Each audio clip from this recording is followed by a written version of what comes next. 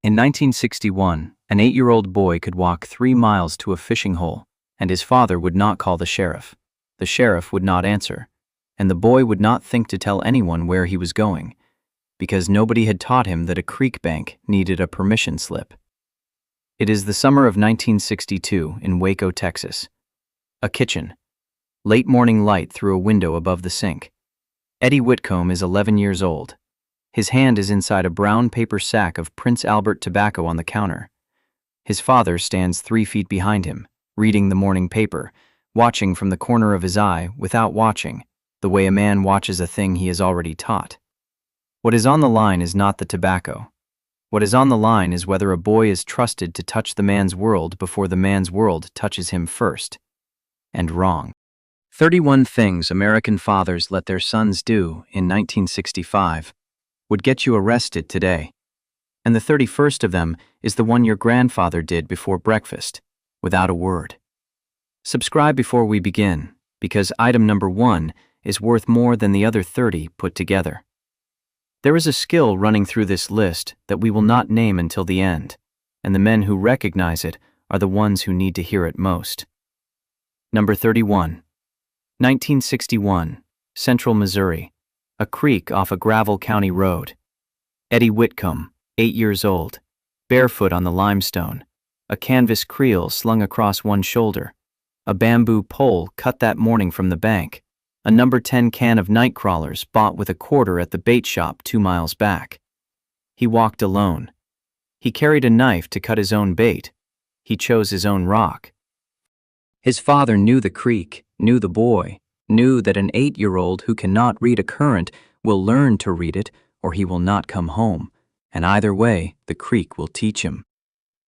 The mechanics were simple. Push a hook through the body of the crawler, leave the head dangling, cast upstream, let the weight drift. Sit still. Watch the cork, not the clock. The boy learned when a strike is a strike and when a strike is a leaf, and he learned it alone because alone was the lesson. Today, the same 8-year-old walks a half-mile of subdivision sidewalk and a neighbor dials a number. Child Protective Services opens a file. The father explains to a caseworker that the boy knew the road, knew the water, had a knife, came home before dark. None of it matters. The file stays. A boy who once owned a creek now owns a permission slip, and the creek runs through county land he will never see. Number 30. 1958.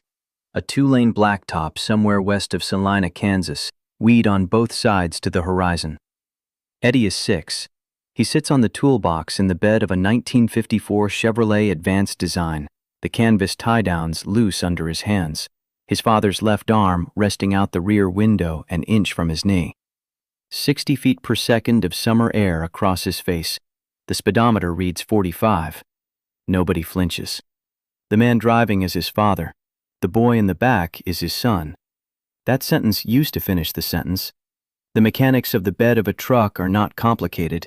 You hold the rail, you keep your legs in, you do not stand. A 6-year-old on a toolbox knows this the way a 6-year-old on a horse knows a saddle. The danger is not the road. The danger is the forgetting. And a father 3 feet forward is the forgetting the boy cannot afford. Today, the same boy is strapped into a federally rated child seat inside a cab, and a dashcam records the trip for the insurance file. The truck has a rear-facing camera the boy cannot see, a backup alert that beeps when he reaches for the gate, a seatbelt pre-tensioner that draws his chest tight at 45, the exact speed that once carried him across Kansas with the wheat in his teeth. The flatbed has not become dangerous. The flatbed has become illegal. And the law has not made the boy safer, only smaller. Number 29. 1963. A 1-room schoolhouse outside Crossville, Tennessee. Eddie is 10. In his right pocket is a Case yellow-handle trapper, 2 blades, gift from his grandfather at Christmas, sharpened once on Sunday, carried every weekday. At recess, he shows it to 4 friends. They pass it. They cut a willow whistle from a switch along the fence. The whistle works. The principal walks past, sees the knife, sees the boys, nods. The knife goes back in the pocket. The whistle goes home in the lunch pail.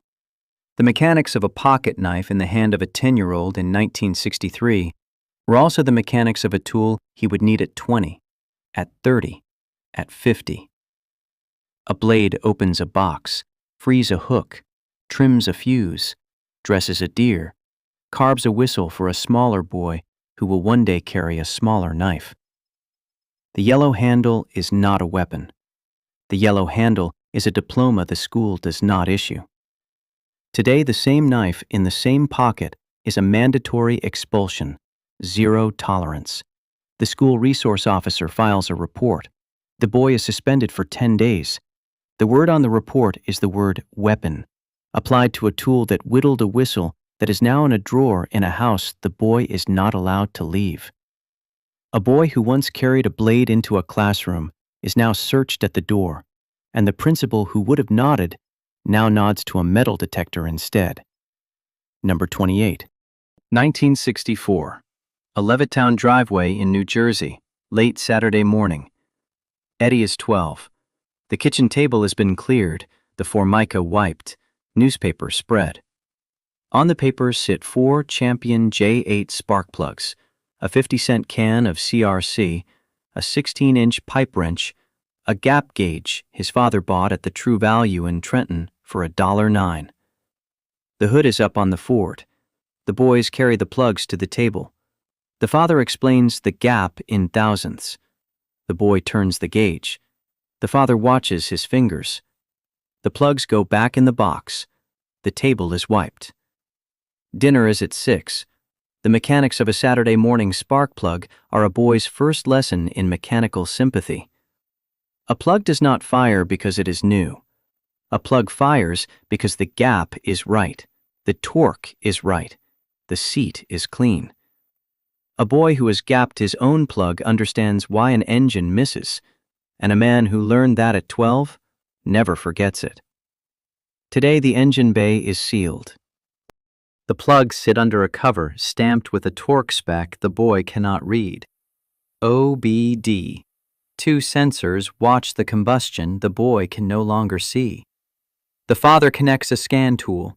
The screen shows a code. The code costs $140 to clear, and the boy stands in the garage holding nothing, learning nothing, costing something. A boy who once gapped plugs on his mother's table now owns a car he cannot name, and the name of the car is the first thing a man used to teach his son. Number 27. 1963. A dairy farm outside La Crosse, Wisconsin. Eddie is 9. He arrives at 7 with a pitchfork over his shoulder and a pair of leather gloves his father bought at the Western Auto in town for 89 cents. There are 83 square bales in the upper 60, and he moves them by himself onto the flat rack, and the flat rack moves them to the loft, and the loft eats them by October. At noon, the farmer's wife sets a peach pie on the porch railing and cuts him a slab. He earns $3 and the pie. The $3 buys a box of 22 shorts at the hardware store the next Saturday. The pie does not last the walk home. The mechanics of a Saturday spent moving bales are the mechanics of a boy's first economy. The work has a number. The number has a price. The price is a thing the boy owns. He did not receive an allowance. He did not receive a screen. He received a wage and a pie and a back that ached in a way he would recognize for the rest of his life. And the recognition was the lesson. Today, the same 9-year-old on the same farm draws a federal inquiry. Child labor law prohibits paid work in agricultural commerce for anyone under 14. The pie is not on the porch. The wage is a violation. The boy is now a ward of an inspector who has never lifted a bale in his life and could not tell you what a pitchfork is for. A boy who once earned $3 has never earned a thing, and the man who paid him has been told to stop paying the next one. Number 26. 1959. The Allegheny foothills of western Pennsylvania, the first hour of light. Eddie's father has shot a doe at the edge of a clear cut, a single lung shot from a Marlin 22. the doe down within 40 yards. Eddie is 12. He is not in school today. He is at the tailgate with a case skinner, a bone saw, a galvanized wash tub, a hose from the spigot at the barn. His father hands him the skinner, handles first, and stands beside him for the first cut. By the third cut, the father is smoking on the fender. By the seventh cut, the boy is alone. The mechanics of a deer on a tailgate are not gentle. The paunch opens. The liver comes out warm and is set in a pan. The heart is split, checked, kept. The lungs are pulled. The hide is peeled back with a fist.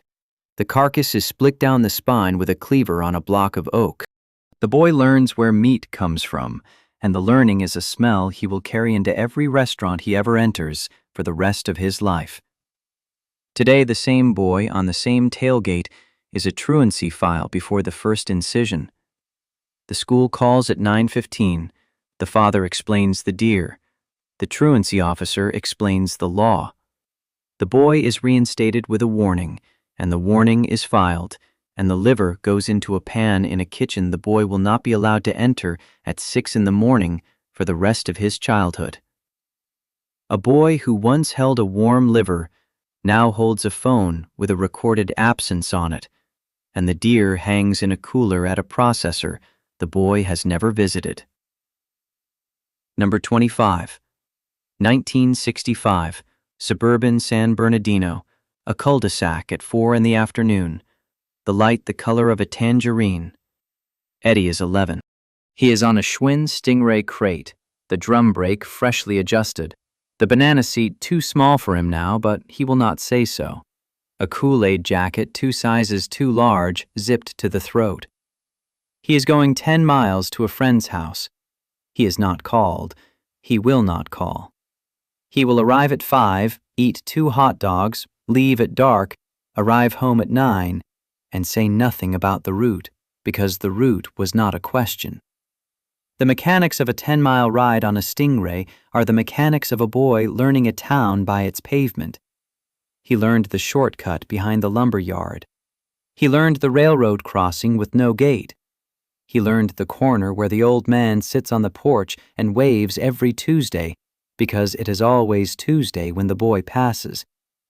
The town is a map the boy drew with his own wheels, and the map is the only map he will trust at 30.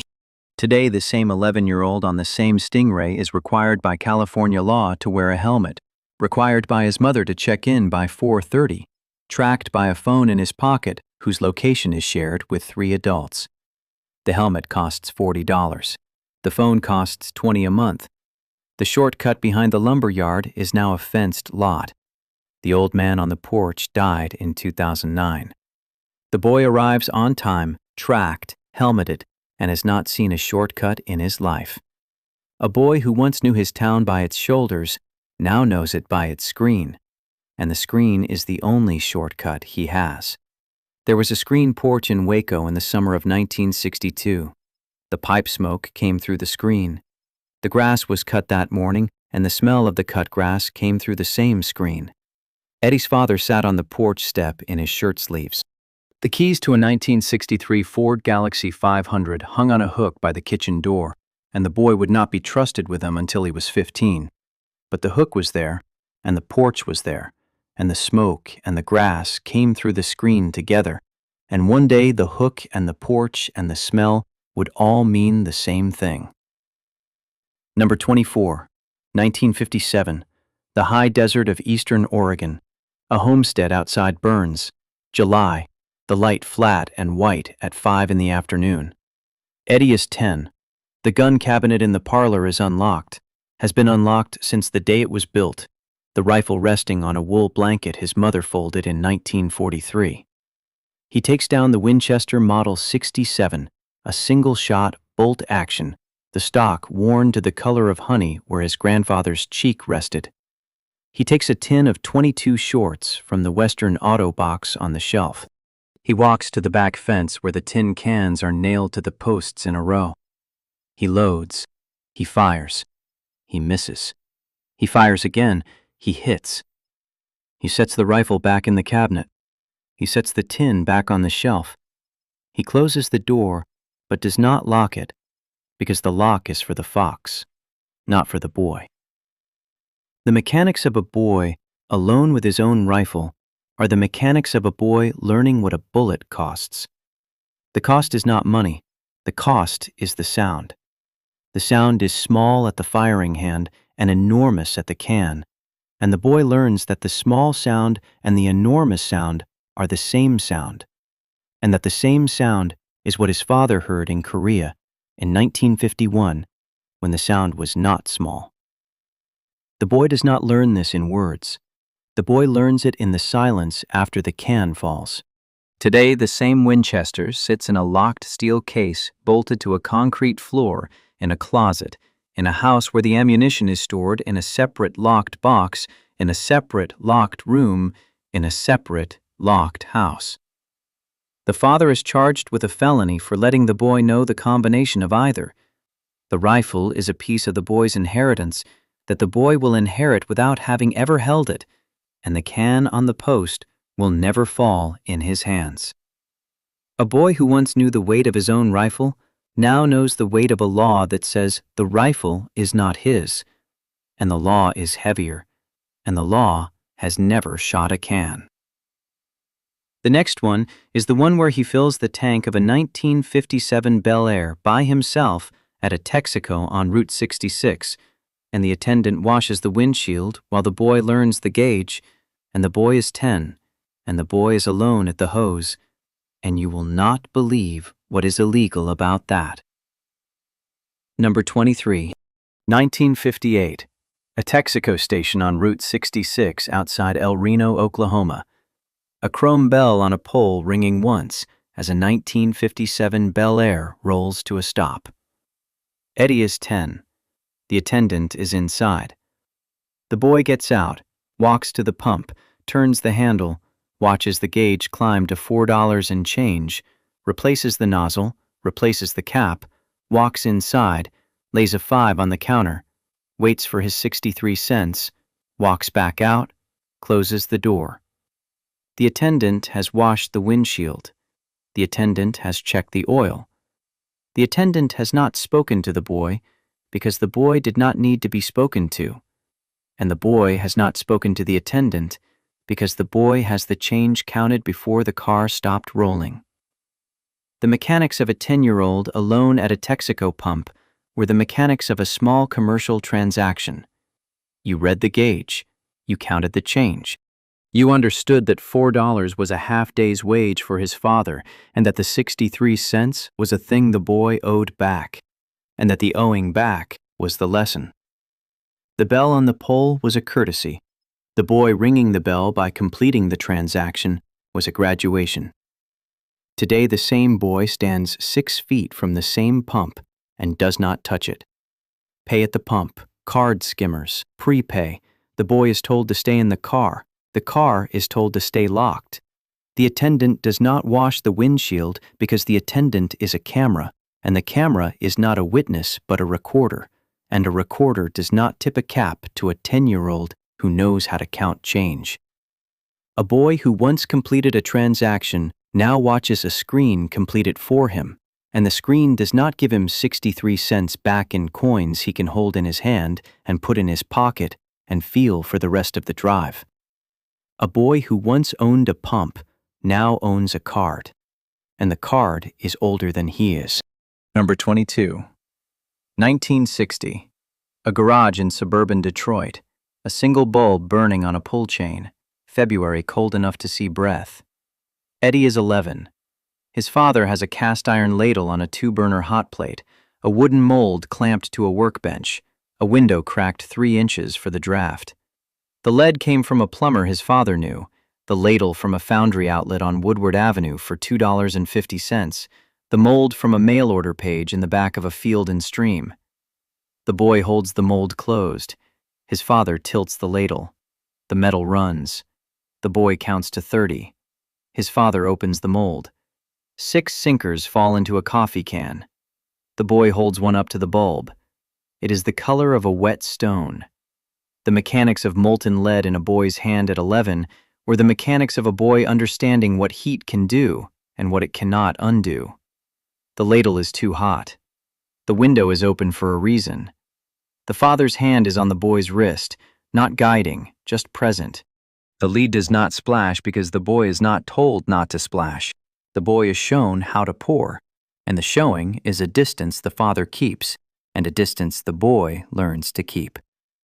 Today, the same ladle sits in a garage the boy is not allowed to enter. EPA, OSHA. A grandmother's phone call to a poison hotline after the boy mentions the workbench. The lead is illegal. The hot plate is unplugged. The mold is in a landfill in a county the boy will not visit.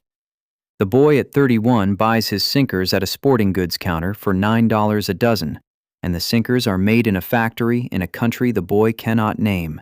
And the boy has never felt the weight of a thing he made himself with a thing he understood. A boy who once held heat now holds a receipt, and the receipt is the only proof he was ever in the garage. Number 21. 1964, the corner of East 9th and Superior in Cleveland. 4 in the afternoon, a public library with green lamps on the desk. Eddie is 9. He has 2 nickels in his right pocket, a folded transfer slip in his left, and a book in a canvas bag that is due back today. He boards the bus alone. He transfers at the public square. He rides the second bus alone. He arrives at the library 4 minutes before the doors close. The librarian at the desk knows him by the bag. She waves him in. He returns the book. He rides home. He is at the kitchen table when his father walks in at 5:30. His father does not ask where he has been because the answer is in the bag, and the bag is on the hook. The mechanics of a 9-year-old alone on 2 buses in a city of 800,000 were the mechanics of a boy learning a transfer slip the way his father learned a punch card. 2 nickels, 1 transfer, 1 destination. The boy reads the destination on the front of the bus. The boy learns to sit near the driver in case the route is rerouted. The boy learns the crosswalk at Superior because the light is short, and the crosswalk is the only lesson the city offers that the city will not repeat. Today, the same 9-year-old on the same bus is a neglect report before the first transfer. A mother watching from a window is reported by a passerby. The caseworker asks for a safety plan. The plan includes a chaperone. The chaperone costs $12 an hour. The boy at 9 does not ride a bus at all, and the library sends him a notification on a tablet he carries in a backpack he will set down at a desk where a librarian he will never meet will check his name against a list. A boy who once rode a city now rides a chaperone, and the chaperone has never read a transfer slip in his life. Number 20. 1956, a side street in Gary, Indiana, July. The heat off the pavement in waves. Eddie is 9. The utility pole at the alley's end carries a transformer crossarm at the top of 15 feet of creosoted wood. The neighbor boys have been climbing it for years. There is a mark on the second from top bolt where a boy bit the steel once and lived. Eddie goes up. Eddie reaches. Eddie finds the crossarm. Eddie touches the can.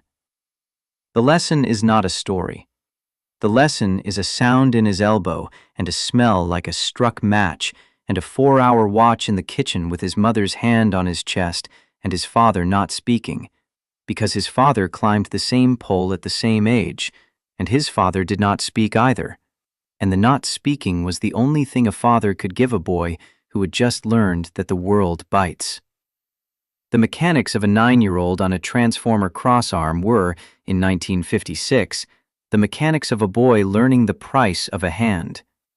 The price is paid once. The hand remembers. The boy climbs no more poles. The boy does not need a fence. The boy has a fence in his own nerve endings, and the fence is permanent. And the fence was installed by a shock that lasted 1/4 of a second, and the 1/4 second was the most efficient teacher the boy will ever meet. Today, the same pole stands inside a chain-link fence topped with 3 strands of barbed wire, the substation locked, the padlock sealed with a tag from the utility company, the felony sign posted at 4 feet, The boy at 9 arrested for trespass if he touches the fence, and the boy at 9 has learned nothing, because the lesson is now on a sign he cannot read at the height it is posted. A boy who once learned the world bites now learns the world posts, and the posting is the only education a fence can offer, and a fence has never bitten a boy in its life. There is a pattern in the last 10 minutes, and the pattern is this. In every scene, the father is 3 feet behind the boy, close enough to catch a mistake, far enough not to.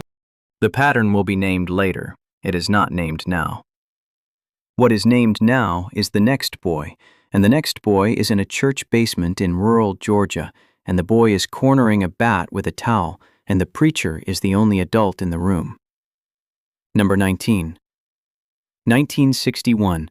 A Methodist fellowship hall outside Toccoa, Georgia. A Wednesday night potluck winding down, the women carrying casseroles to the kitchen, the men on the steps outside. Eddie is 11. A bat has come down the chimney and is circling the bare bulb at 15 feet. The preacher hands Eddie a towel from the dish rack. The preacher hands him a milk crate. The preacher says, "Corner him, son, slow." The boy corners him. The boy drops the crate. The boy drops the towel. The bat is in the crate. The preacher drives the bat to the edge of the county the next morning in a shoebox with air holes punched by a pencil. The preacher checks the boy for a bite. There is no bite. There is a story the boy will tell at 30, and the story is the only rabies protocol the boy will ever need. The mechanics of a boy cornering a bat in a church basement were the mechanics of a boy learning that wild things are not abstractions. A wild thing is in a crate. A wild thing has a heartbeat. A wild thing is released at the edge of the county because the edge of the county is the only place a wild thing will not come back. And a boy at 11 understands the edge of the county the way a man at 40 understands the edge of a deal. Today, the same bat in the same fellowship hall draws a phone call to animal control, a van with a logo on the side, a man in a hazmat suit, a protocol that includes a vaccination recommendation the boy's mother will decline, a waiver signed in triplicate, and a boy who stood at the kitchen door the entire time because the boy was told to stand at the kitchen door, and the standing is the only training the boy received in wild things, and the boy will not corner a wild thing for the rest of his life. A boy who once cornered a bat now corners a phone, and the phone corners the bat for him, and the bat is not in a shoebox, and the shoebox is not in a county, and the county is not a place the boy can drive to in a car he is not allowed to drive. Number 18. 1959, Central Illinois. A county road outside Lincoln. The heat of June already off the asphalt at 10 in the morning. Eddie is 11. His father is in the back 40 combining oats. The thermos is on the porch wrapped in a burlap sack his mother tied with a kitchen twine. The John Deere Model 60 is in the barn. The key is on a nail by the door. The boy climbs on. The boy turns the key. The boy backs out.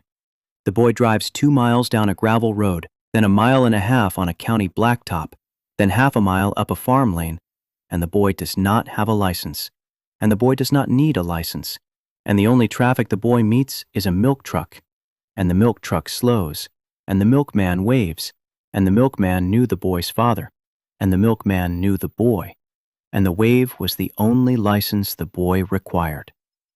The mechanics of an 11-year-old on a John Deere Model 60 in 1959 were the mechanics of a boy learning that a machine is not a mystery.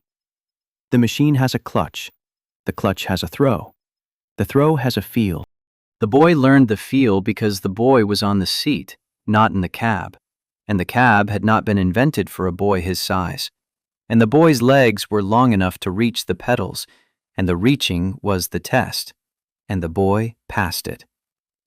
Today, the same John Deere is inside a cab with a GPS kill switch, a roll bar with a sensor, an operator presence switch that will not engage without 160 pounds in the seat, a federal AG permit required for any minor under 16 operating power equipment on a right-of-way, a fine of $11,000 for the first offense, and a boy inside the cab on a phone watching a screen.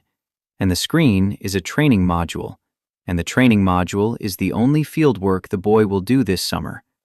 A boy who once brought lunch to his father now brings a training module, and the training module does not taste like a thermos wrapped in burlap, and a thermos wrapped in burlap is the only lunch a man remembers.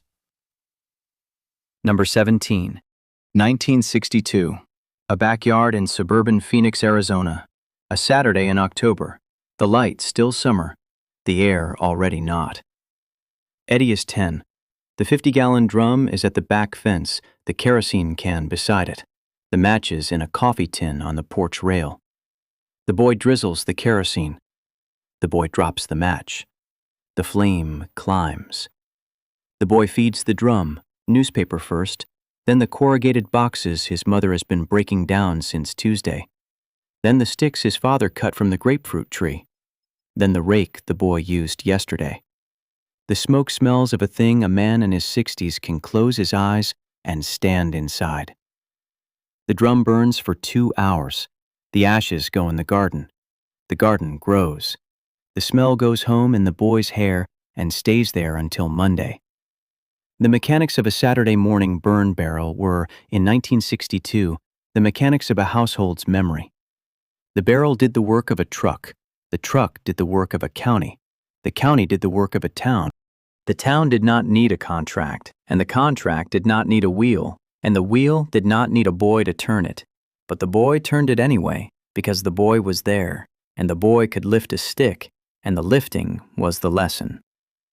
Today, the same backyard has an HOA fine schedule posted on the refrigerator, a burn ban from the county air quality department, a smoke complaint hotline, a citation of $250 for the first offense, a mandatory fire ring permit, a ring that costs $300, a contractor to install it, and a boy inside the house watching a cartoon about a backyard the boy will never burn in, and the cartoon has no smell, and the smell was the only part that mattered. A boy who once burned Saturday now burns nothing, and the nothing has no smell, and the nothing is the only inheritance the county will leave him.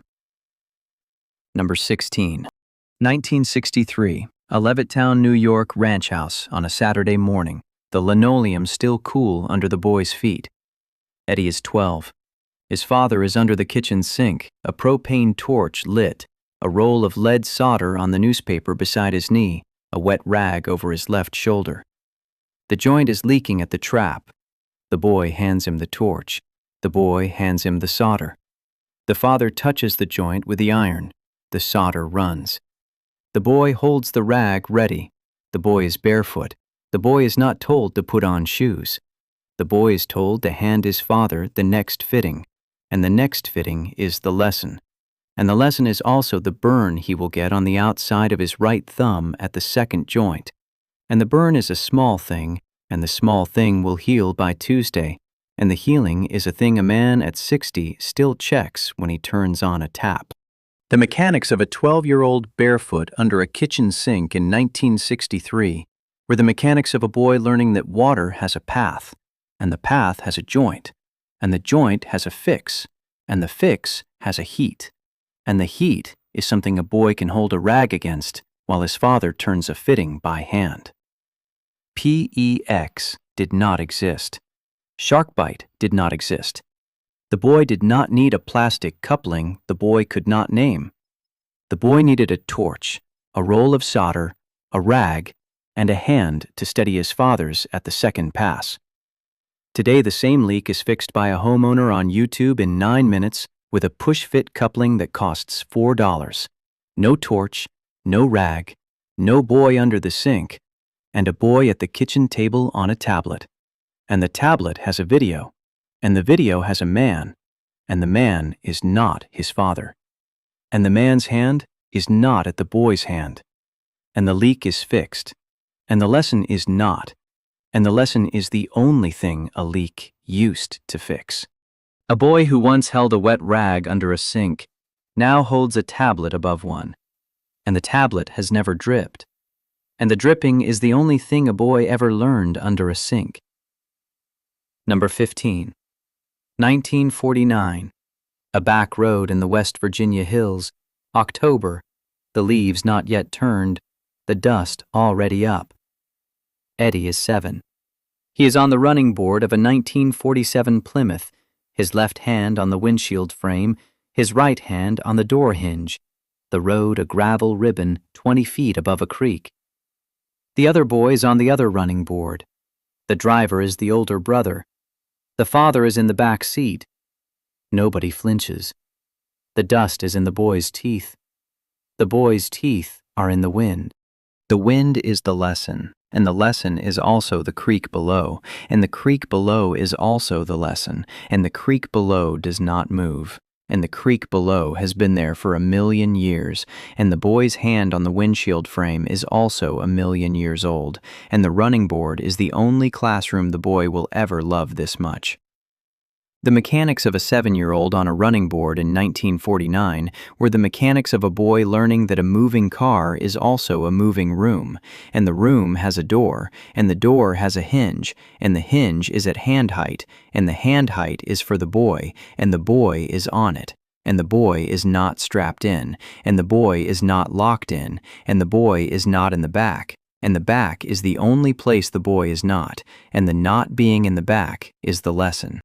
Today, the same 7-year-old is in the back seat of a car with rear door locks, child locks, a federally rated booster, a 5-point harness, a window that will not roll down more than 4 inches, a backup camera, a backseat reminder, a sensor that will not allow the car to start without a buckle, and a boy inside the car who cannot reach the door, because the door is the only thing a boy used to learn a car by, and the door is now the only thing a boy cannot learn a car by, and a car that a boy cannot learn a car by is a car the boy will inherit without knowing the door is there. A boy who once held the windshield frame now holds a buckle, and the buckle holds the boy, and the boy holds nothing, and nothing is the only thing a buckle has ever held in its life. Number 14. 1953. A soda fountain in Des Moines, Iowa, a Tuesday afternoon, the counter a slab of gray marble, the stools red, the boy 8, his father next to him, a Hamilton Beach milkshake mixer in front of them with a glass jar clamped to the base. The father has poured the milk. The father has scooped the ice cream. The father has added the vanilla. The father has put the lid on. The father has handed the boy the tamper. The boy has misunderstood the tamper. The boy is pushing the ice cream down with his hand, his whole hand, past the lid into the jar, and the mixer is on.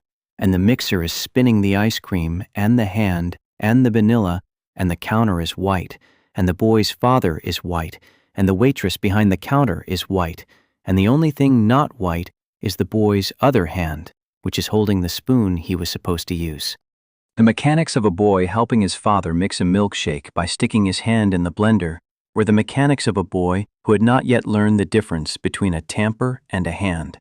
And the difference was the entire afternoon, and the entire afternoon was on the counter, and the counter took an hour to clean, and the cleaning was done by the boy, and the boy did not cry, and the boy did not get yelled at, and the boy's father ordered a second milkshake to go, and the second milkshake was mixed by the father alone, and the boy watched, and the boy never stuck his hand in a blender again. And the never again is the only milkshake lesson a man needs, and the man who learned it still orders his milkshakes thick. Today, the same boy at the same fountain is not at the counter. The boy is in a high chair 6 feet from the blender. The blender is behind a child lock that takes 2 hands and a kitchen shears to defeat. The milkshake is pre-mixed in a carton with a straw. The straw is a sippy cup. The sippy cup has a valve. The valve is a thing the boy's father would have laughed at. And the boy's father is at work.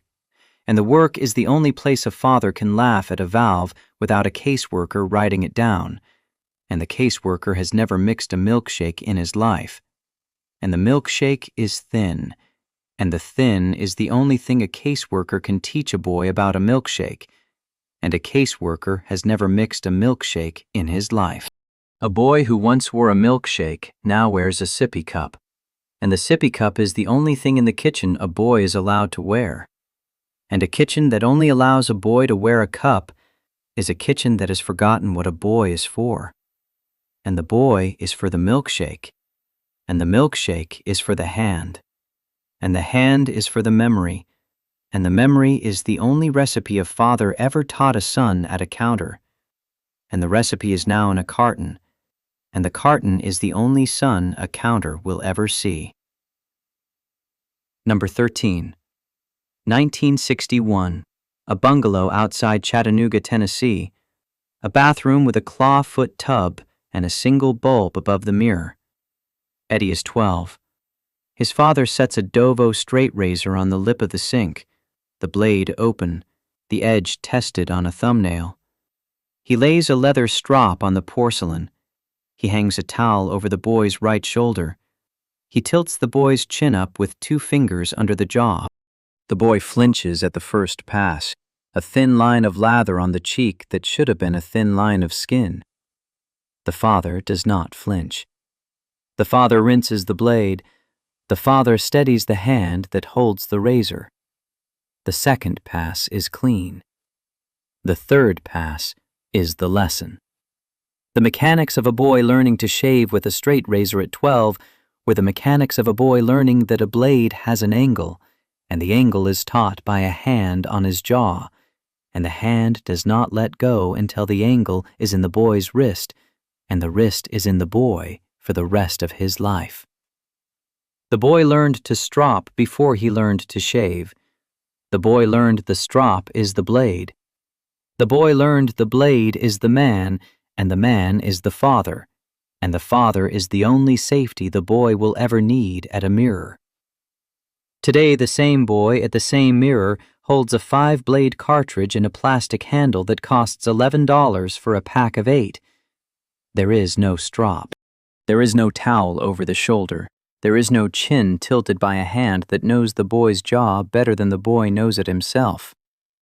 The bathroom lock is on the inside because the boy is now a man behind a door, and the man behind the door is alone. And the alone is the only rite of passage the modern bathroom allows, and the alone has no angle. And a blade with no angle is a blade that will never teach a boy where his jaw is, because the boy will never know his jaw is there.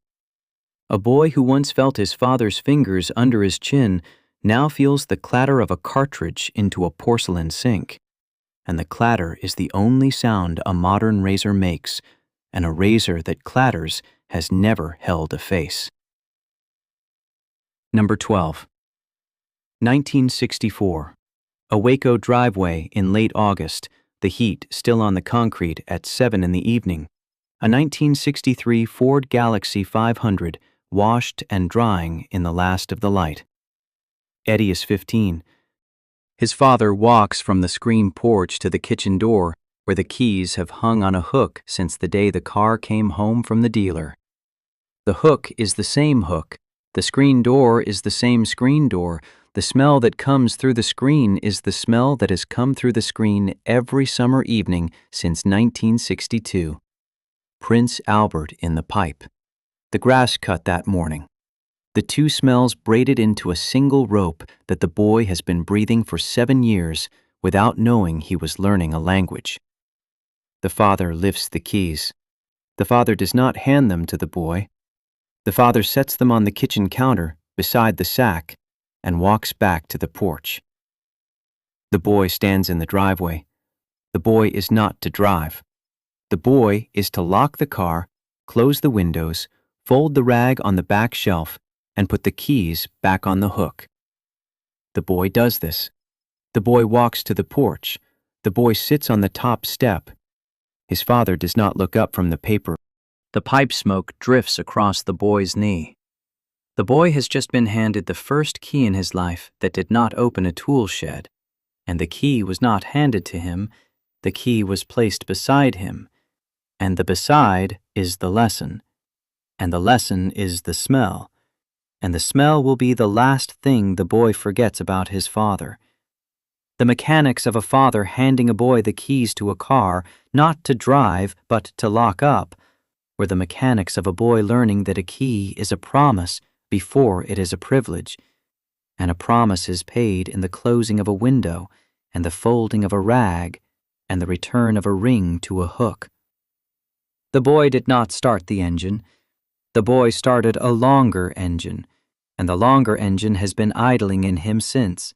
Today, the same key is not handed until the boy is 17, and the handing is a ceremony, and the ceremony is a form, and the form requires a learner's permit, and the permit requires a signature, and the signature requires a parent, and the parent is required by law to log hours, and the hours are logged on an app, and the app tracks the speed, and the speed is reported to an insurer, and the insurer raises the rate, and the rate is the only inheritance the boy receives at 17 for the 7 years he stood on a porch not being trusted. The hook is gone. The porch is screened in. The pipe is in a drawer. The grass is cut by a man in a truck who arrives at 8 and leaves at 8:20. The smell is gone. The key was never placed beside the boy. The boy was placed beside a form. A boy who once smelled his way into a key now signs his way past one, and the smell was the only signature that ever opened a door. Number 11. 1960. Philmont Scout Ranch in northern New Mexico. August, the smoke from his fire still rising at 4 in the morning. Under a sky so thick with stars, the boy felt he could touch one if he stood. Eddie is 13. He carries an axe his grandfather forged in 1903, the handle hickory, the head retempered at a blacksmith in Tucumcari. He built his own fire the second night, a bow drill that worked on the 7th attempt, his hands bleeding from the cord, his father not there, because his father not there was the design. His father had driven him to the trailhead in Amarillo and kissed his forehead and turned the truck around and driven home. The not driving him home was the lesson. The mechanics of a 13-year-old alone with an axe and a fire he built were the mechanics of a boy learning that an axe is not a weapon.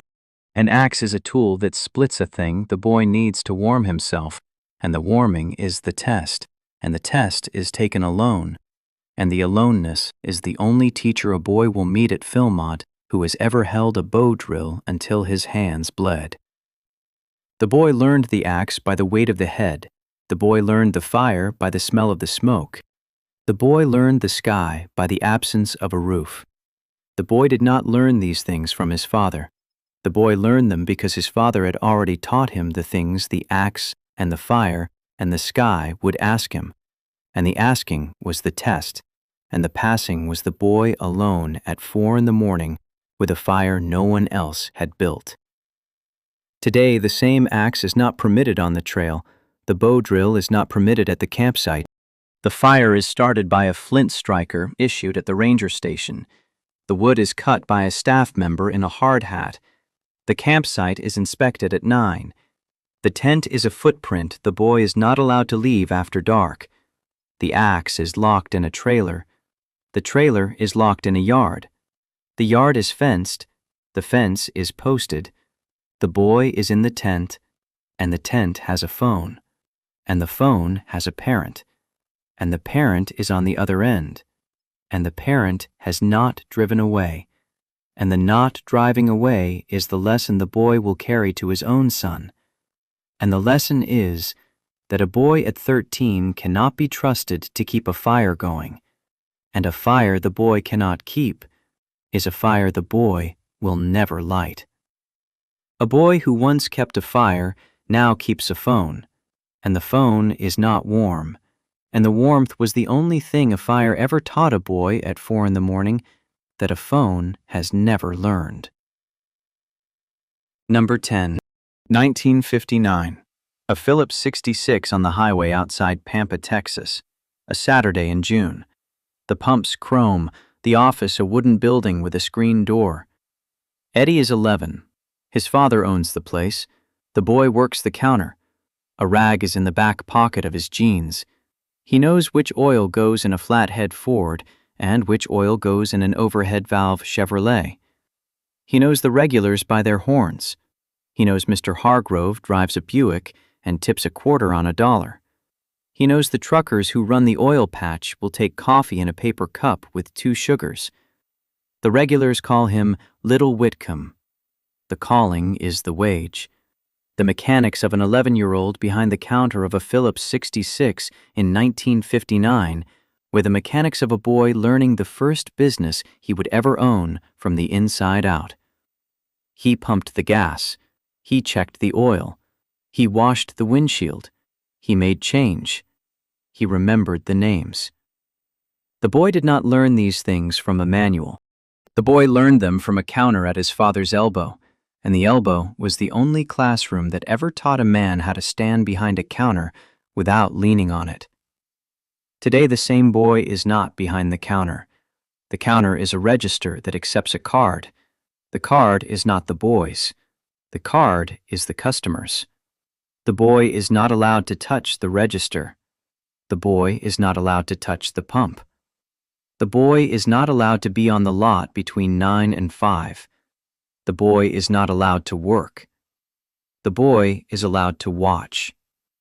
The watching is at home, on a screen, in a module, and the module is the only job the boy will hold at 11, and the job will not call him Little Whitcomb. The job will not know his name. A boy who once knew the regulars now knows a login, and the login does not wave from a Buick at the end of the pump, and a Buick that does not wave is a Buick that has forgotten the only name a boy ever earned at a counter, and the name was Little Whitcomb, and the Whitcomb was his father's, and the little was the lesson. Number 9. 1955. An Ozark smokehouse outside Gainesville, Missouri, a Saturday in November, the air cold enough to see the breath of the hog on the block. Eddie is 9. His grandfather is 67. The hog is a 200-pound Berkshire, shot at dawn, scalded, scraped, hanging by the hocks from an oak crossbeam. The grandfather hands the boy a bone saw. The grandfather hands the boy a skinning knife with a 6-inch blade. The grandfather says, "Head to feet, son." And the boy begins at the head, and the boy ends at the feet, and the boy does not stop, and the grandfather renders the lard in a copper kettle over a wood fire, and the lard fills 3 crocks, and the crocks go on the porch, and the porch smells like the rest of the year will smell. The mechanics of a 9-year-old field dressing a hog head to feet in 1955 were the mechanics of a boy learning that a hog is not a package. A hog is a process. The process has a head. The process has a heart. The process has a leaf lard. The process has a caul fat. The process has a smell. And the smell is the lesson. And the lesson will be in the boy's kitchen at 50 when he cooks a pork chop and remembers the oak crossbeam and the copper kettle and his grandfather's hands, which were the hands that taught his father's hands, which were the hands that were not at the block, but were at the block all the same. Today, the same hog is in a vacuum tray at a supermarket. The tray is plastic. The plastic is sealed. The seal is stamped with a date the boy cannot read. The boy has never seen a hog. The boy has never seen a leaf lard. The boy has never seen a copper kettle. The boy has never seen his grandfather's hands at a block. The boy has seen a cartoon about a pig that flies, and the flying pig is the only pig the boy will know, and the flying pig has no crossbeam, and a pig without a crossbeam is a pig without a grandfather, and a grandfather without a block is a grandfather the boy will not remember because the boy has never smelled one. A boy who once smelled a smokehouse now smells a plastic tray, and the tray is the only inheritance a hog has left a boy, and the inheritance has no leaf lard, and a lard without a leaf is a lard without a tree, and a tree without a boy under it is a tree that has forgotten what it was for. Number 8. 1965, All-American Soapbox Derby, Akron, Ohio. A closed-off Main Street on a Sunday in August, the crowd 5 deep on both curbs. Eddie is 14. The car is a hand-built wedge of pine and shellac he built in his father's garage with a jigsaw and a Sears router. The wheels red, the body a single coat of lacquer his mother brushed on at midnight the night before. The helmet is a construction hard hat with the chin strap cut and re-sewn by his grandmother. The ramp is at the top of the hill. The boy is at the top of the ramp. The boy releases. The boy does not steer. The boy steers. The boy wins nothing. The boy loses by a length. The boy is alive. The alive is the prize. The mechanics of a soapbox derby in 1965 were the mechanics of a boy building the only machine his father would not let him drive down a real road. The boy built the chassis. The boy set the wheelbase. The boy learned the camber. The boy learned the rake. The boy learned that gravity is a gift that asks for a steering wheel, and the steering wheel is wood, and the wood is pine, and the pine came from a 2x4 his father cut at the lumber yard on Saturday, and the 2x4 was the first thing the boy ever owned that moved under him by his own hand. Today, the same derby is run in a parking lot. The street closure is denied by the city. The risk assessment requires a fence. The fence costs $9,000. The fence is not raised. The derby is moved to a lot at the fairgrounds. The lot is flat. The lot has no hill. The hill is the lesson. A derby without a hill is a derby without gravity, and a gravity without a hill is a gravity a boy cannot feel. And a boy who cannot feel gravity is a boy who will never build a wedge, and a boy who never builds a wedge is a boy who will inherit a parking lot. And a parking lot has no 2x4, and a 2x4 without a father at the lumber yard is a 2x4 without a pine, and a pine without a wedge is a pine without a sun. A boy who once built a hill now builds a module, and the module is flat, and the flat is the only thing a parking lot has ever taught a boy about gravity, and gravity in a parking lot is a parking lot that has forgotten the hill, and the hill is the only thing a boy ever built that taught him the road. Number 7. 1956. The Reading Terminal at 11 in the morning. A boy of 10 stepping onto a train to Norristown, alone, with a folded dollar in his sock and a transfer slip in his shirt pocket, and a meeting with his father at a desk on the 3rd floor of a building on Swede Street. Eddie is 10. The train is the Reading Railroad. The conductor punches his ticket without a word. The elevator man at the office building tips his cap to a boy who walks in like a man who has been there before. The father stands when the boy enters. The boy sits. The boy has lunch. The boy rides home. The boy does not call. The boy does not check in. The boy arrives home at 4. His mother is at the sink. She does not ask where he has been. She knows. He tells her at 5. She sets the plate down. The mechanics of a 10-year-old on a train alone in 1956 were the mechanics of a boy meeting his father as a man meets a man. In a place the father works, at a desk the father sits at, in a chair the boy was not placed in but rose to. The elevator man tipped his cap because the boy walked in upright. The conductor punched the ticket because the boy held it out. The boy did not learn these things. The boy arrived already knowing them, because the boy's father had walked that same terminal at the same age, and the walking was the only thing the father had to teach that the train could not teach on its own. Today, the same 10-year-old rides the train with an unaccompanied minor fee of $47, a wristband, a phone pre-programmed with the conductor's number, a check-in at every stop texted to a mother who is at the sink, not at the sink, a transfer slip that has been replaced by a QR code that takes 3 minutes to scan at the gate, and a boy who arrives at the office at noon, and the elevator man does not tip his cap because the elevator man is behind a panel, and the panel is a screen, and the screen does not see a boy, and a boy the screen does not see is a boy the elevator man will not remember, and an elevator man who does not remember a boy is an elevator man who has forgotten the only boy who ever walked into his building like a man, and the man was 10, and the 10 is the only age a boy ever meets his father as an equal, and the equal is the only meeting a man remembers at 60. A boy who once rode a train alone now rides a fee, and the fee does not punch a ticket, and a ticket without a punch is a train without a stop. And a train without a stop is a boy without a desk to arrive at. And a boy without a desk is a boy who will meet his father at the door for the rest of his life. And the door is the only place a boy meets his father when the desk is gone. And a father who is only met at the door is a father the boy will never see at work. And a father at work is the only father a boy ever wanted to see. Because the work is where the man is, and the man is what the boy is becoming. And the becoming was the meeting, and the meeting was at a desk, and the desk is on the 3rd floor, and the 3rd floor has no elevator man who tips his cap anymore, and the cap is the only tip a man ever gave a boy for arriving on time. And the time is gone. Number 6. 1962. The kitchen in Waco. The same kitchen.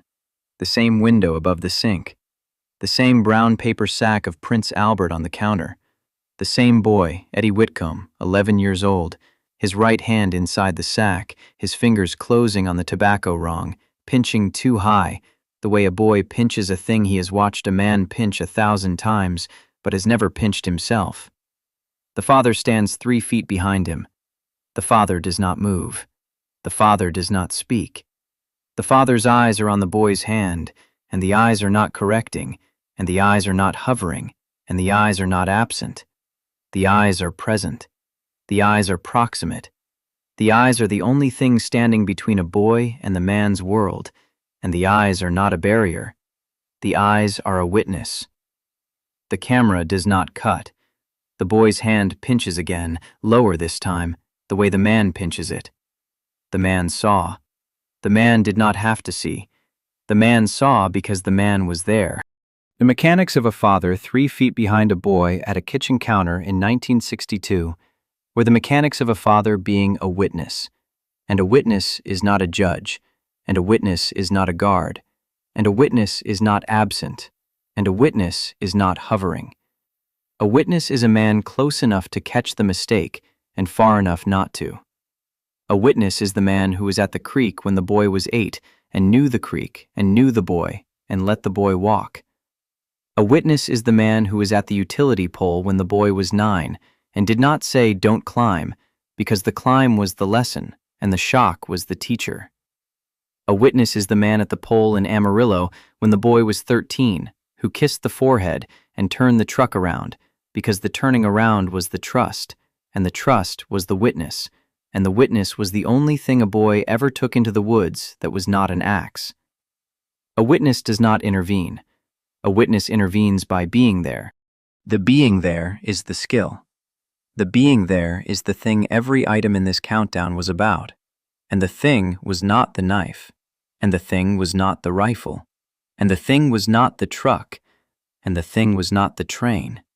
And the thing was not the blender. And the thing was the father. And the father was 3 feet behind. And 3 feet was the exact distance. And the exact distance is the only thing a man ever taught his son that the son could not learn from a screen, because a screen has no 3 feet. And a 3 feet without a screen is a 3 feet a boy can feel on the back of his neck.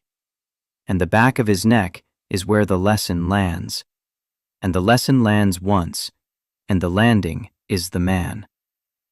Today, the same father stands 3 feet behind the same boy at the same counter, and a caseworker writes it down. The caseworker writes 3 feet. The caseworker writes kitchen counter. The caseworker writes tobacco. The caseworker writes unsupervised, which is the word the caseworker uses for a man who was there. A man who was there is unsupervised in the file. A man who was there is unsupervised in the report. A man who was there is unsupervised in the court, and the court will call the man a suspect.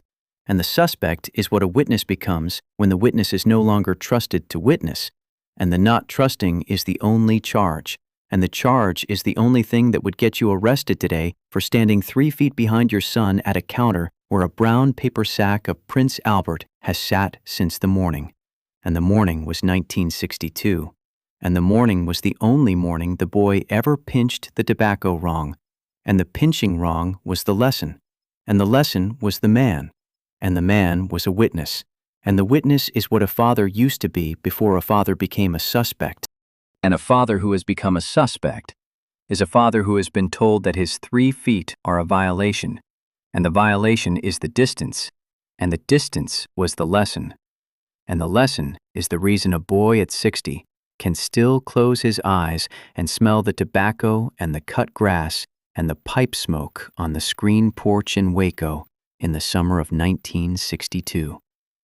And the smell is the only thing the caseworker cannot file, because the caseworker was not there, and the not being there is the only thing a caseworker has ever been in his life. And a life without 3 feet is a life without a witness, and a life without a witness is the life your son is living right now. And the right now is the only time a man can still be 3 feet behind a boy. And the being behind is the only thing that would get you arrested today. The next one is the one where the boy pours a beer at Thanksgiving, and the boy's father is not looking, and the boy's father is looking, and the difference is the only Thanksgiving a man remembers. Number 5. 1963, a farmhouse outside Marshalltown, Iowa, a Thanksgiving table set for 14, the silver picked up from the sideboard, the turkey still on the counter because the men have not yet been called in.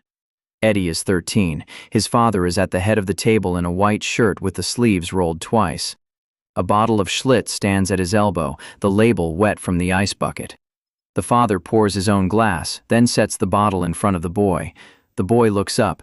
The father does not nod. The father does not speak. The father watches. The boy pours, the glass half full, the head rising. The father puts his hand over the boy's hand on the glass. The boy lifts. The boy sips once. The father lifts his own. The men at the table see. The men at the table were 13 once. The bottle is passed to the next man.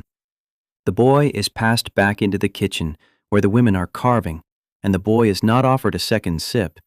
And the second sip is not the lesson. The first sip is the lesson. And the first sip was watched. And the watching was the only ceremony a man ever needed at a table.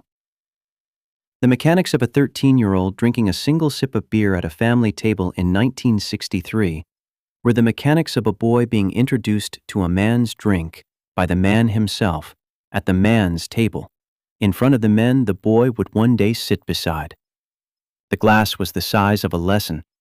The lesson was the size of a swallow. The swallow said, "You are trusted with the taste, not the volume. The taste is the threshold. The volume is the future." The father did not say this. The father put his hand on the glass, and the hand was the sentence. And the sentence was the only English a 13-year-old would ever need to know at a Thanksgiving table.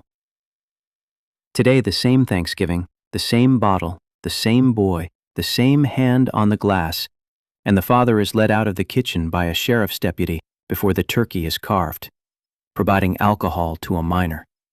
The bottle is entered into evidence.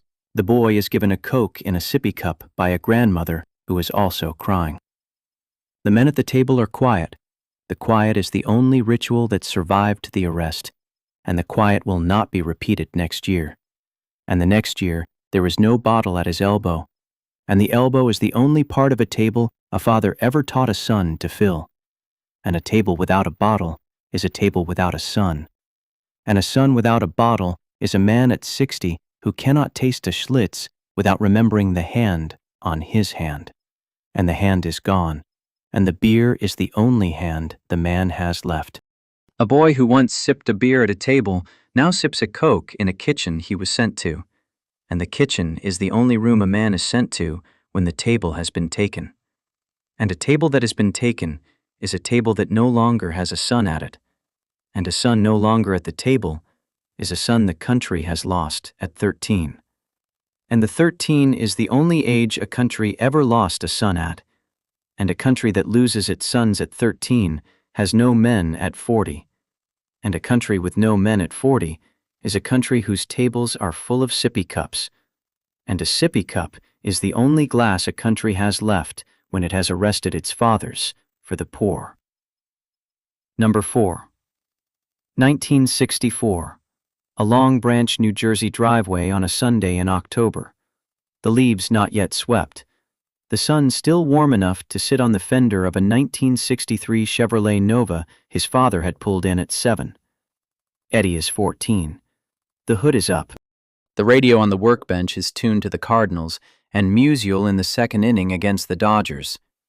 The father is standing at the fender well with a sun tachometer clipped to the air cleaner, a timing light plugged into the number 1 wire, a half roll of paper towels in his back pocket. The boy is holding the distributor cap with 2 hands, ready to rotate. The father calls for a turn. The boy turns it a 1/4 degree. The father reads the light. The father nods. The father calls for another. The boy turns it another 1/4. The radio says Drysdale has a 2-seamer that will not break. The father says, "Hold that, son." The boy holds. The father tightens the clamp. The boy lets go. The engine settles to a smooth 800. The radio says Musial has fouled one off his foot. The father laughs. The boy hears the engine the way his father hears the radio. And the hearing is the lesson. And the lesson is the same lesson he will need at 22 in his own garage. And the garage will smell of the same paper towels. And the paper towels will be in his own back pocket. And the back pocket is the only pocket a man ever taught his son to fill with a thing that cleans an engine the way a father cleans a Sunday. The mechanics of a boy holding a distributor while his father tuned a small block Chevy in 1964 were the mechanics of a boy learning that an engine is a language, and the language is spoken in vacuum, in timing, in the sound the lifter makes when the oil is hot. And the oil is hot because the boy was told to start the engine and let it idle for 10 minutes. And the 10 minutes were the warm-up, and the warm-up was the test, and the test was the patience, and the patience was the boy holding a distributor cap with 2 steady hands while his father called 1/4 turns the way a conductor calls measures. And the measures were the only music the boy would ever need to hear on a Sunday in October. And the October was the only month a man ever taught his son to listen to an engine instead of a speaker. And the speaker was the radio. And the radio was also the lesson. And the lesson was the same lesson. A man hears the engine and the game. And the boy who hears both is the boy who will not flinch at 22 when the timing slips. And the timing slips for every man. And the man who does not flinch is the man who had a hand on a distributor at 14. And the distributor is the only thing a man ever turned by feel that his father was glad to let him turn. Today, the same Nova is connected to a scan tool that costs a man $400, and the scan tool reads a code, and the code says the timing is off by 2 degrees, and the 2 degrees are corrected by a technician, and the technician is not the boy, and the boy is not the father, and the father is at the kitchen table on a tablet reading a forum, and the forum is the only place a father and a son can sit in the same garage in different houses and not hear the same engine. And the engine is the only thing a father and a son ever heard in the same garage, and the garage is the only room a man ever taught his son to listen in, and the listening is gone. And a garage without listening is a garage with a scan tool, and a scan tool has never taught a boy to hold a distributor the way a man taught a son on a Sunday in October with the Cardinals on a transistor radio and the leaves not yet swept. A boy who once held a distributor now holds a phone. And the phone is the only tool a boy is trusted to hold in a garage. And a garage that trusts a boy with a phone and not a distributor is a garage that has lost the 1/4 turn. And a 1/4 turn a boy can no longer make is a 1/4 turn the country has lost. And a country that has lost the 1/4 turn has lost the Sunday. And a Sunday that has been lost is a Sunday a man will spend at 60 wishing he had been a boy in a long branch driveway with a sun tachometer and a hand on a distributor and a father who called for a turn the way a man calls for a son. And the sun is the only thing a Sunday ever made, and the Sunday is gone. Number 3. 1965. A kitchen in Wichita, Kansas, a Friday night in May. The light over the sink, the only light in the house. The boy's mother already asleep down the hall. The boy's father at the kitchen table in his reading glasses. a glass of iced tea sweating a ring onto the wood. The keys to a 1964 Impala are on the counter beside the bread box, where they have sat every Friday since the boy turned 15. The boy is at the door in a checked shirt his mother ironed that afternoon, his hair combed, his shoes polished at 7. The father looks up from the paper. The father does not stand. The father says, "Be back by the streetlights, son." The boy takes the keys. The boy does not say thank you. The thank you is the keys themselves. The keys have been the thank you every Friday for 7 months, and the 7 months were the only probation a boy ever served, and the probation had no officer, and the officer was the father, and the father did not file a report, and the report was the streetlights, and the streetlights were the only curfew a man ever set for a son that the son set for himself, and the self is the only curfew a man can trust a boy to keep, and the boy will keep it, and the boy will pull into the driveway at 9:40, the streetlights on, the engine off, the keys on the counter, and the father will not wake. And the not waking is the last lesson, and the last lesson is the trust, and the trust has been paid in full. The mechanics of a father handing a boy the keys to the family car on a Friday night in 1965 with the only words, "Be back by the streetlights," were the mechanics of a father teaching a son that a curfew is not a sentence. A curfew is a sentence the son writes for himself the first time he turns the key, and the son writes it by the time the first street light comes on, and the street light is the period at the end of the sentence, and the sentence is the night, and the night is the lesson, and the lesson is also the date, and the date is also the boy, and the boy is also the car, and the car is also the father, and the father is asleep, and the asleep is the only thing that was ever louder than the engine in the driveway, and the engine is the only thing the boy ever learned to turn off quietly at the end of a night that the father had already trusted him to start.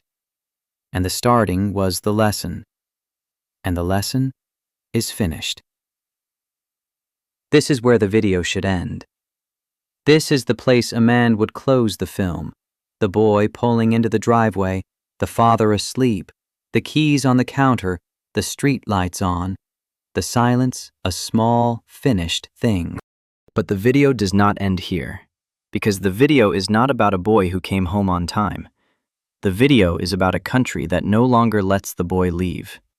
Today, the same Friday, the same keys, the same boy, and the boy is 16 and a half, and the boy has a learner's permit, and the permit requires a parent in the passenger seat, and the parent is at the table, and the parent is required by law to be awake, and the awake is the only thing the law has added to the scene, and the awake is a chaperone, and the chaperone is the end of the streetlights, and the streetlights are the end of the trust, and the trust is the end of the date, and the date is the end of the boy, and the boy at 16 and a half is a boy who must be driven to his own date by the father he is supposed to be becoming a man beside, and the man he is supposed to be becoming is in the passenger seat logging hours on an app, and the app is the only chaperone the country trusts. And a chaperone an app trusts is an app that has never held a set of keys in its life, and the keys are on the counter, and the counter is the only altar a father ever had, and the altar is cold. And a cold altar is the only kind a country leaves a man when the man has been told he cannot hand his son the keys on a Friday night. And a Friday night without keys is a Friday night without a son. And a son without a Friday night is a man at 60 who cannot remember the last time he pulled into a driveway with the streetlights on and the engine off and the father asleep. And the asleep was the lesson, and the lesson is gone. And the gone is the only thing a man will pass to his son if the country has its way. And the way is an app, and the app is awake, and the father is in the passenger seat, and the boy is in the back, and the back is the only place a boy has ever been allowed to sit when the front has been taken. And the front has been taken, and the taken is the lesson. And the lesson is that a boy at 16 and a half is still a boy. And a boy is the only thing a country knows how to make. And a country that only knows how to make boys has no men to hand the keys to. and the keys are on the counter, and the counter is cold, and the cold is the only heat a country has left for a father who is ready to sleep, and a father who is ready to sleep was ready to trust, and a trust that has been taken is a trust a man will never hand back, because a man cannot hand back what the country will not let him hold. Number 2. 1964. A Union Hall on the west side of Cincinnati, Ohio. A Tuesday in September. The windows open to the river smell. The room half full of men in work shirts and a few boys in clean jeans. Eddie is 16. His father is beside him in a jacket his mother had pressed that morning, the IBEW Local 212 card already in the father's wallet from his own apprenticeship in 1948. The business agent calls the boy's name. The boy steps forward. The boy takes the oath. The boy takes the journeyman card, blank, to be stamped at the end of 4 years. The father shakes the business agent's hand. The father does not shake the boy's hand. The father puts his jacket on the boy's shoulders in the parking lot, the shoulders too wide, the sleeves past the wrists, the boy rolling them twice and not rolling them again, because the rolling is a thing the boy will do for the rest of his life when he puts on a jacket, and the rolling is the only thing the father taught him with a jacket on a Tuesday in September, and the September is the only month a boy ever became a man in a parking lot, and a parking lot is the only place a jacket is handed from a father to a son, and the son is the only man at 16 the country ever made on a Tuesday, and the Tuesday is gone. The mechanics of a 16-year-old taking a union apprenticeship in 1964 were the mechanics of a boy becoming a man on the day the boy was ready, and the ready was the father's judgment, and the judgment was the only certification a man ever needed that his son could carry a tool, and the tool was the trade, and the trade was the wage, and the wage was the man's own. And the own is the only thing a 16-year-old has ever wanted to feel at a kitchen table. And the kitchen table will hear the wage in a year. And the year is the only clock a man ever set for a son. And the clock was not a school. And the school was not a clock. And the clock is gone. Today, the same 16-year-old is required by law to remain in school until 18, and the school is a building, and the building is not a hall, and the hall is not on the river, and the river is not a smell, and the smell is not a jacket, and the jacket is not on the boy's shoulders, and the shoulders are at a desk, and the desk is the only place a boy at 16 is allowed to sit when an apprenticeship is on the table, and the table is the kitchen table, and the kitchen table is the only table a country has left for a boy at 16, and a table that is only the kitchen is a table without a hall, and a hall without a boy is a country that has lost its trades, and a country that has lost its trades has lost the jacket, and a jacket a country has lost is a jacket a father cannot hand to a son, and a son without a jacket is a man at 60 who cannot remember the smell of the river in September in a hall in Cincinnati. And the hall is the only place a man ever became a man at 16, and the 16 is gone, and the gone is the only thing a country will hand a boy at 16 now, and the now is a classroom, and a classroom is the only room a country has left for a boy who is ready, and a boy who is ready in a classroom is a boy who is not ready for a jacket, and a jacket a boy is not ready for is a jacket a man will never hand down, and a hand that has never handed down a jacket is a hand that has never taught a boy the weight of a wage, and a wage a boy has never felt is a wage a country will pay to someone else, and the someone else is in another country, and the country is the one that still hands jackets to boys in parking lots, and the parking lot is the only place a man has ever loved a Tuesday, and the Tuesday is gone. Number 1. 1962. A kitchen in Waco, Texas. Late morning. A brown paper sack of Prince Albert on the counter. A boy of 11 with his hand inside the sack, pinching the tobacco wrong, pinching it again, the way a man pinches it. The father is 3 feet behind. The father is reading the paper. The father is not reading the paper. The father's eyes are on the boy's hand, and the eyes are not correcting, and the eyes are not hovering, and the eyes are not absent. The eyes are the lesson, and the lesson is the same lesson that was at the creek when the boy was 8, and at the utility pole when the boy was 9, and at the grinder when the boy was 10, and at the Texaco pump when the boy was 10, and at the sink when the boy was 12, and at the door of the train at 10, and at the counter of the Phillips 66 at 11, and at the kitchen table with the spark plugs at 12, and at the pole in Amarillo at 13, and at the fender of the Nova at 14, and at the screen porch with the Ford keys at 15. And the lesson is the same lesson, and the lesson is the standing behind, and the standing behind is the only skill a man ever taught a son, and the son did not learn the knife, and the son did not learn the rifle, and the son did not learn the truck, and the son did not learn the torch, and the son did not learn the bus, and the son did not learn the pole, and the son did not learn the bat, and the son did not learn the tractor, and the son did not learn the barrel, and the son did not learn the solder. And the son did not learn the running board, and the son did not learn the blender, and the son did not learn the razor, and the son did not learn the axe, and the son did not learn the register, and the son did not learn the crossbeam, and the son did not learn the wedge, and the son did not learn the elevator, and the son did not learn the beer, and the son did not learn the timing light, and the son did not learn the street lights, and the son did not learn the journeyman cart, and the son learned the father. And the father was 3 feet behind, and 3 feet was the exact distance, and the exact distance was the only inheritance a man ever had that did not fit in a sock or a wallet or a glove box.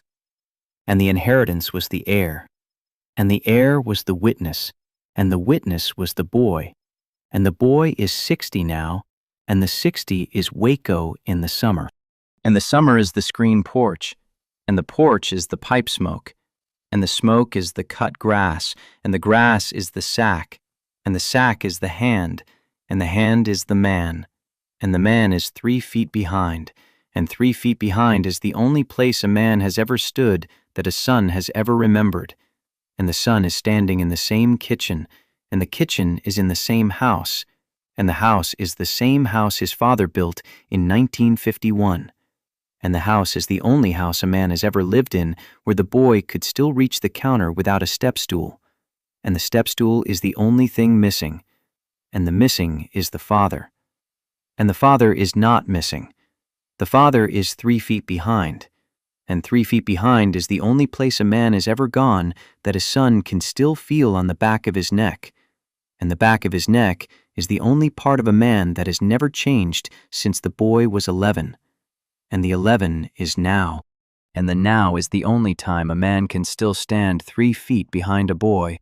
And the standing is the only thing that would get you arrested today. The video ends where it began. The camera pulls back from the kitchen. The kitchen is the same kitchen. The window is the same window. The sack is the same sack. The boy's hand is in the sack, and the hand is the same hand, and the tobacco is the same tobacco, and the father is the same father, and the father is 3 feet behind, and the 3 feet is the only thing in the room that is not for sale, and the not for sale is the only thing a man ever kept that a country could not price. And the price is the only thing a country has left for a father who was there. And a father who was there is what a man is. And a man is what your father was. And your father was there. And the being there is the only thing that would get you arrested today. And the arrested is the country.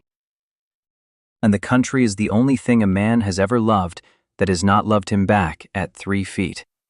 And 3 feet is the only distance a man has ever loved a country at, and the country is in the kitchen, and the kitchen is in the boy, and the boy is 60, and the 60 is the smell, and the smell is the porch, and the porch is the pipe, and the pipe is the grass, and the grass is the hook, and the hook is empty, and the empty is the boy. And the boy is the only thing a man has ever been that the country has not yet learned how to arrest at 3 feet. And the 3 feet is the lesson, and the lesson is over. If your father taught you a thing he would be charged for today, put it in the comments, because the men in those comments are the only archive a boy still has. Next week, we are going to walk through 31 things your mother did in the kitchen in 1963 that her own daughter will never learn. And the kitchen is the only room in the house where the change has been the most silent. And the silent is the only thing worth a story. Subscribe so the story is there when she is ready to hear it. A boy is not made by a knife, or a rifle, or a truck. A boy is made by the man 3 feet behind him. And the man is the last thing a country will arrest. And the arrested is the only thing a country has left to do with a man who is doing his job. We will see you next week.